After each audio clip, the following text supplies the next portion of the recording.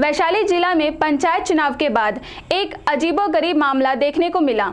जब मुखिया जी को शपथ ग्रहण कराया जा रहा था, उस समय अधिकारी से लेकर प्रतिनिधि तक भौचक हो गए, क्योंकि सहदेई प्रखंड के पोहियार बुजुर्ग पंचायत की मुखिया संजू देवी ऊंचा सुनती है और बोल नहीं सकती।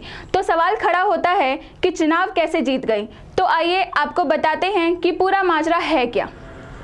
इस पंचायत में एक कहावत चरितार्थ होता है कि तू डाल डाल मैं पात पात। दरअसल इस बार इस पंचायत को आरक्षित कर दिया गया है, जिसके बाद इस पंचायत से कोई दलित उम्मीदवार ही चुनाव लड़ सकता है।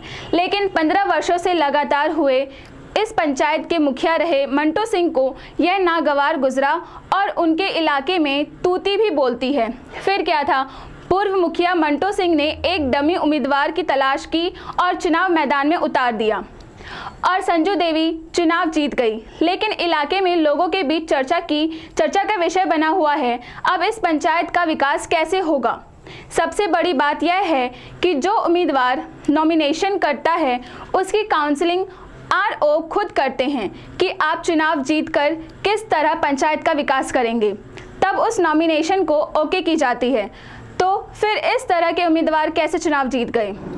क्या यह भी सेटिंग या पैरवी की बदौलत चुनाव लड़ने के लिए मैदान में पहुंच गई, या कोई और भी रास्ते का उपयोग कर चुनाव जिताया गया? यह सवाल खड़ा करता है।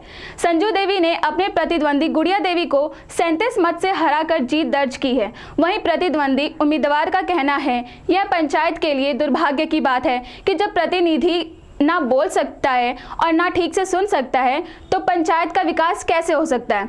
वहीं सहदेई प्रखंड के बीडीओ प्रखंड के रिटर्निंग ऑफिसर धीरज कुमार ने कहा कि इससे पंचायत का विकास बाधित नहीं होगा, या अगर उन्हें कोई सहयोगी की आवश्यकता होगी तो उपलब्ध कराया जा सकता है, जिससे पंचायत का काम प्रभावित ना हो सके।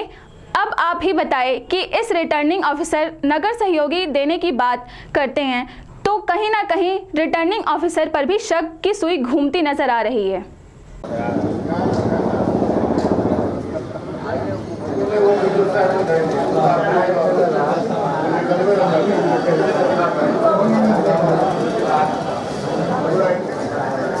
ठीक है, हम ग्रुप के पाउज कर करके बोलेंगे, आराम से पढ़ लेंगे ना।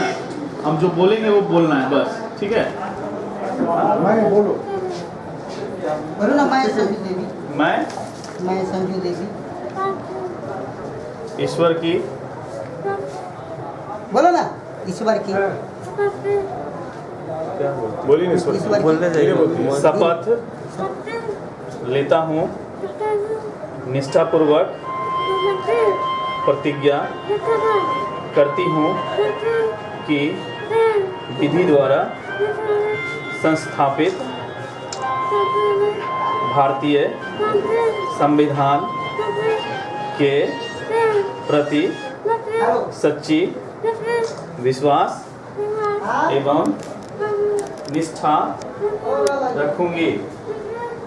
अध्यादेश की व्यवस्थाओं के अनुसार सभी व्यक्तियों के लिए जो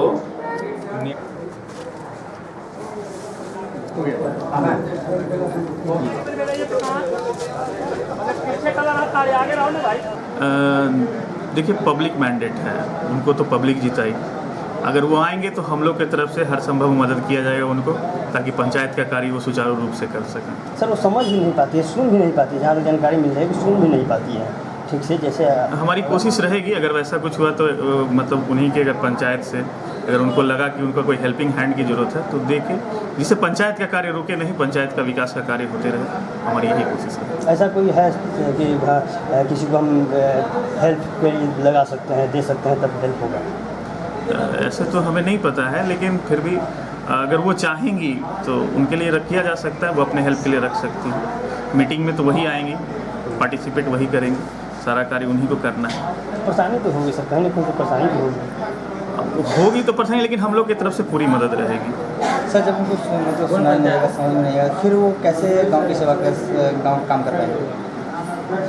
ऐसा है कि समझ में हमें जैसा लगा, हम तो करवा रहे थे उनका शपथ ग्रहण, तो हमें तो लगा कि वो कुछ बोल भी रही थी, समझ भी रही थी।